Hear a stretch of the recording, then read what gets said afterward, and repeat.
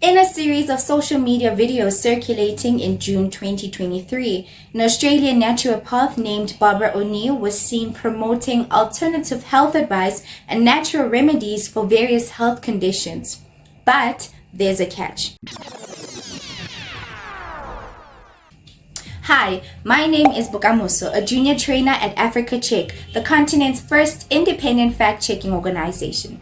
In this edition of #Fact vs. Fiction, I am going to debunk health claims made by banned wellness coach Barbara O'Neill, who is known for promoting unsubstantiated and unsupported alternative medicine. Barbara O'Neill was banned for providing health services in Australia back in 2019. An official investigation found that she was providing health services without any qualifications or membership in a recognized health organization. Now, despite the ban, Barbara's videos are still gaining popularity, especially in South Africa and Nigeria. Now, let's take a closer look at some of her claims. One video that was shared on Facebook with over 31,000 likes claims that depression is caused by a chemical imbalance in the brain due to certain foods and substances.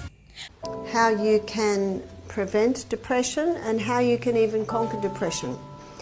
And what I'd like to do is I'd like to begin with showing you some of the basic causes of depression. You see, depression is not a cause, depression is an effect. So the next question is, where's my why? Why depression? Well, the medical definition of depression is a chemical imbalance in the brain. So what's my next question? What has caused the imbalance? So what I'd like to do is I'd like to make a list of all the things that can cause an imbalance in the brain. So an imbalance in the brain can be caused by too many highs. So let's have a look at what causes a high. Sugar causes a high, hybridized wheat causes a high, caffeine causes a high, alcohol causes a high, drugs cause a high, tobacco causes a high, and MSG causes a high. It's what's considered an excitotoxin. It excites the nerve cells. All of those cause highs, but they are transitory highs. And what a transitory high means, it does not last. It's a brief high. It's a delusive high. And all of those highs come with corresponding lows. And that's why the book's called Sugar Blues.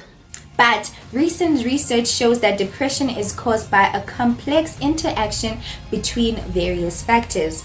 Promoting the idea of a chemical imbalance is an oversimplification, and researchers have found no convincing evidence supporting this theory.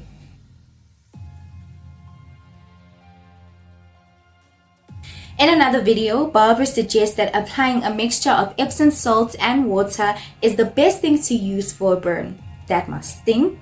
Use Epsom salts for a burn. It's one of the best things to use for a burn. You can use grated potato for a burn. You can use aloe vera for a burn. They're both excellent. Now, how you get a saturated solution of Epsom salts? Let's say you've got this half a glass of water. Put a teaspoon of Epsom salts in and stir it. Put another teaspoon in. And you keep doing that till it won't dissolve anymore. My husband was whippersnippering one morning. What he'd done is he touched the almost red hot exhaust on the whippersnipper, and he'd burnt these 3 fingers.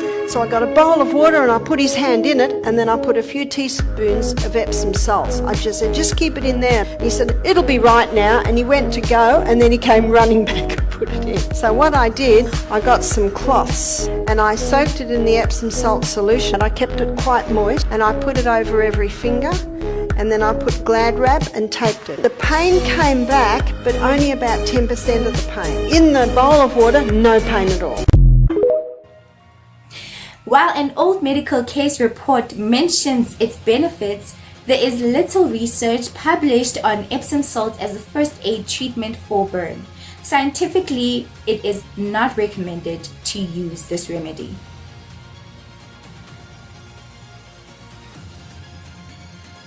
In yet another video, O'Neill suggests that castor oil compress can break up lumps, bumps and adhesions associated with breast cancer. In our natural remedies seminar, we're going to be looking at poultices and compresses. And the first one we're going to look at is castor oil compresses. It's not a poultice, it's a compress. Castor oil penetrates deeper than any other oil, and wherever it penetrates it can break up lumps, bumps, adhesions, so great for cysts in the breast, for breast cancer.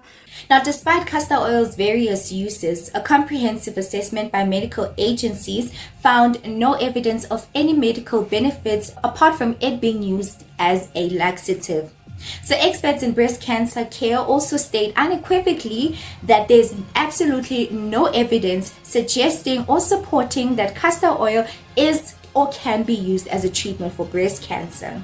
Now, in a world full of health advice, it is crucial to rely on evidence-based information and consult health professionals for any medical concerns. Claims like those made by Barbara O'Neill may sound appealing, but they lack the scientific foundation needed to be considered reliable. So next time you come across persistent claims of health information, remember the top tips to spotting false information. You can also visit Africa Check's website on africacheck.org to read more on this. That's all for this edition of #Fact versus Fiction. Remember, knowledge is power, and being informed helps us make better decisions. When it looks too good to be true, it usually is.